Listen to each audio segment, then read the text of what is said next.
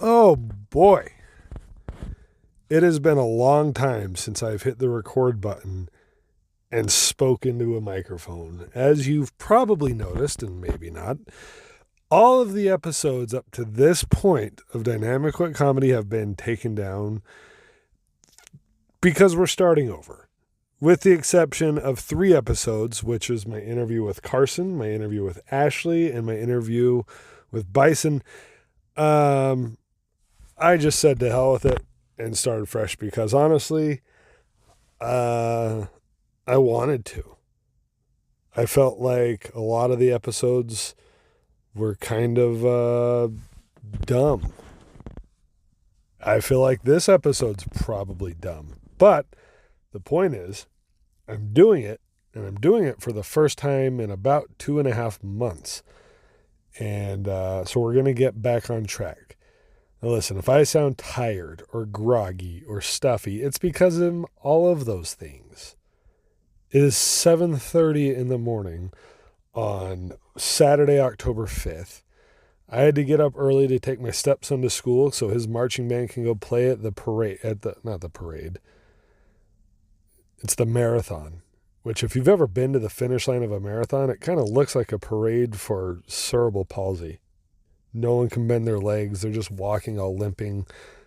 They're all tired, have slurred speech, and try and tell you how amazing it feels. Anyways, but also, it's just kind of been a crazy few months, crazy few weeks. My wife had surgery in which there were complications.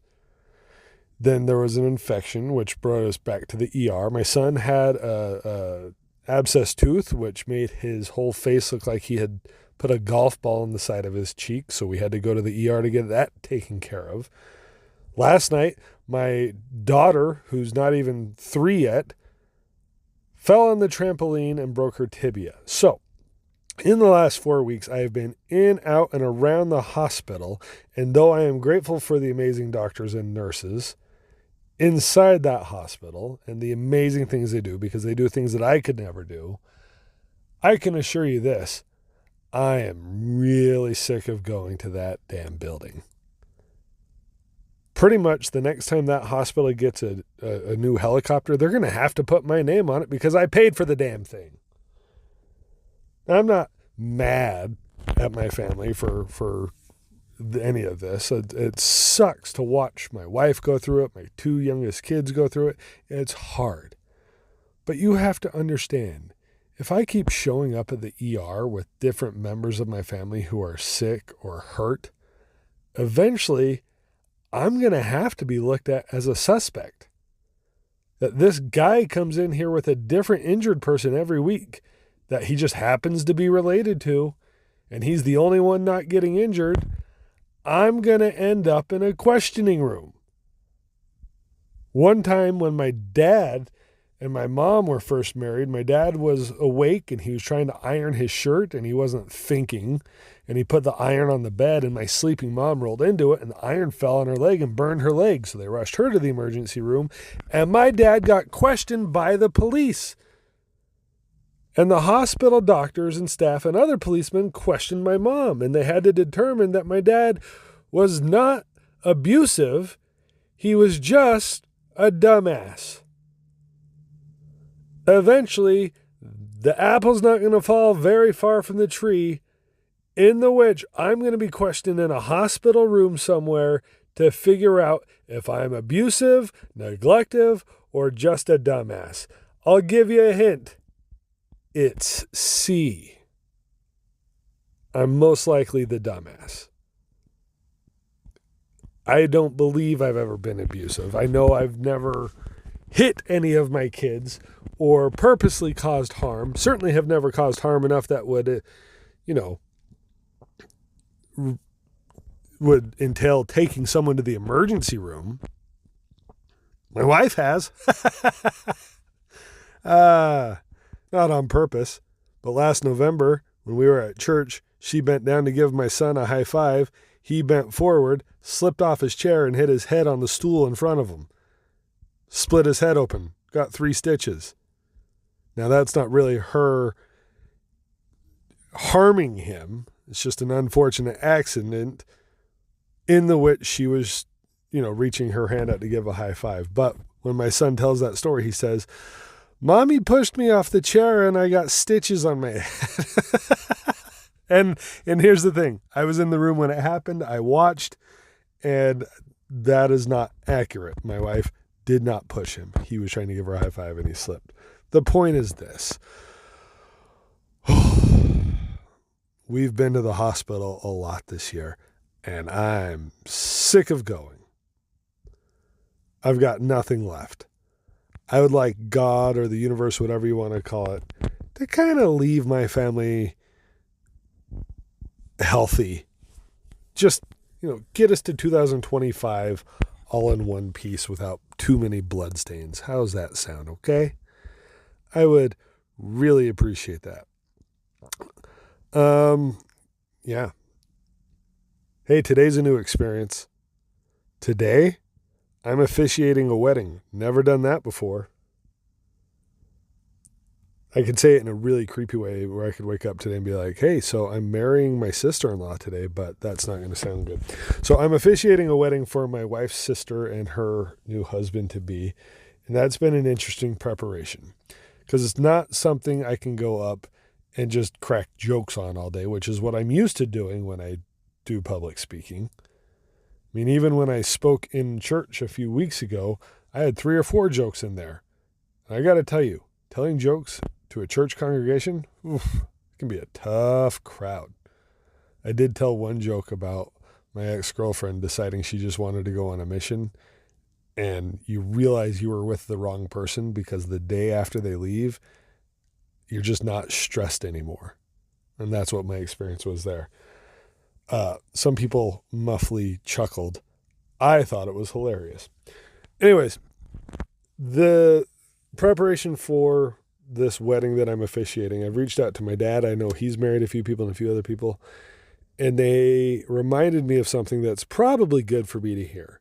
And that is, it can't be about me. I can't go up and just make jokes. I'll have 1 or 2 in there. But again, none of this can be about me. And to tell a stand-up comedian you need to go do a public speaking forum and not have it about you, that's a little bit different. Because while I am not a narcissist, being a stand-up comedian is a little bit narcissistic. Hey, I'm going to go up there, be the only one on stage allowed to talk, and everyone has to laugh on my cues. And if you do talk and interrupt, I get to berate and belittle you in front of everyone. Do you hear the Hitler coming out of that?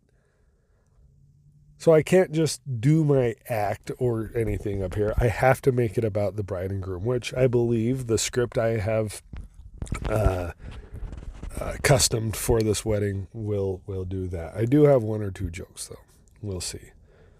I know my the groom, husband-to-be, he's a former Army veteran, which is cool. And when I was asking them if there's anything they'd like me to say or not say, and his answer was, I'm not a softie. It's really hard for me to not be like, well, if you were wearing a softie, you would have joined the Marines instead of the Army.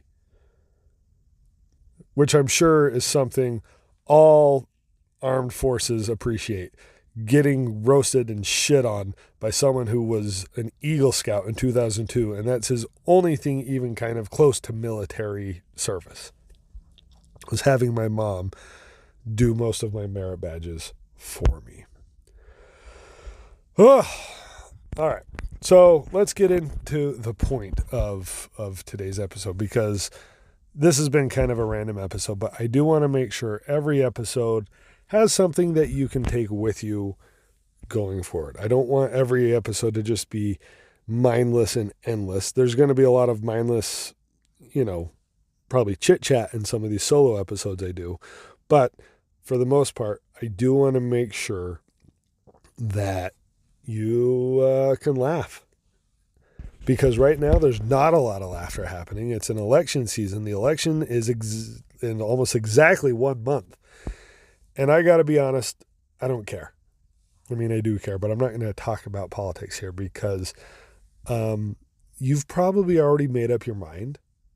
And whatever you want the other candidate to be, that's who they are in your mind.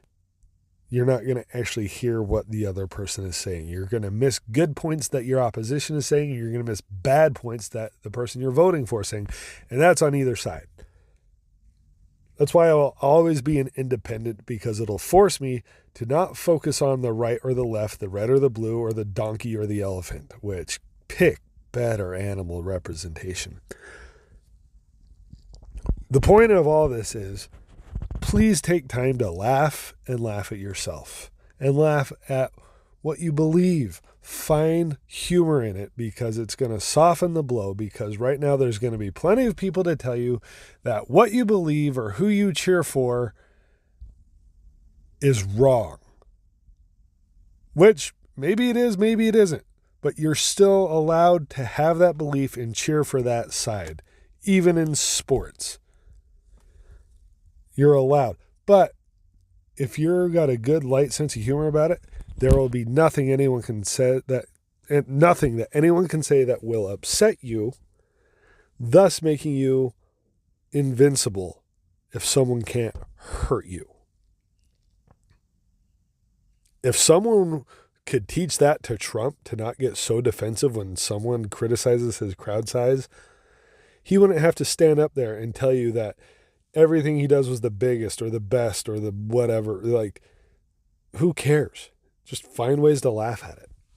You'll be much happier and much better off to just figure out ways to laugh at yourself. So, anyways, I did it. I recorded something. It's about damn time. Real quick, in sports, I will say this, that the New York Mets, as much stress as they caused me being a Mets fan, have saved my love for sports as a whole. Why do you ask? Let me explain. In the past couple weeks, when football started, the team I love, the 49ers, started with a great game, then dropped 2 games, and then they finally won again, but it was still getting frustrating. In college football, the Utah Utes laid an egg last week to Arizona and didn't do anything and got their ass kicked. The Steelers, who I cheer for, they laid an egg against Indianapolis. I was ready to cancel sports. I'm a Utah Jazz fan, so we know that's not going to bring me any joy. And then the New York Mets,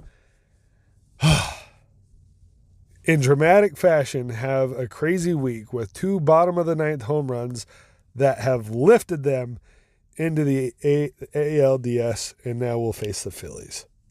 I was ready to cancel sports. But it goes to my theory that the happiest people in the world don't care about sports. They focus their time and energy on things of substance. I choose not to do that. I choose to base my happiness and substance on whether or not an 18-year-old can catch a football or Pete Alonso can hit a little leather ball with a big wooden bat. Those are the things that bring me happiness and joy. That and my injured wife and children. Okay, that's all for this episode. Welcome back to Dynamic Wit. We're going to give this another go. If you enjoyed the episode, please subscribe, share it with your friends, and we'll just keep this a very loose podcast going forward without too much pressure. Happy Saturday. Even though by the time I publish this, it'll most likely be Wednesday. So thank you for listening. Hope you enjoyed it. Find ways to laugh, and that's the end. In the name of Jesus Christ, amen.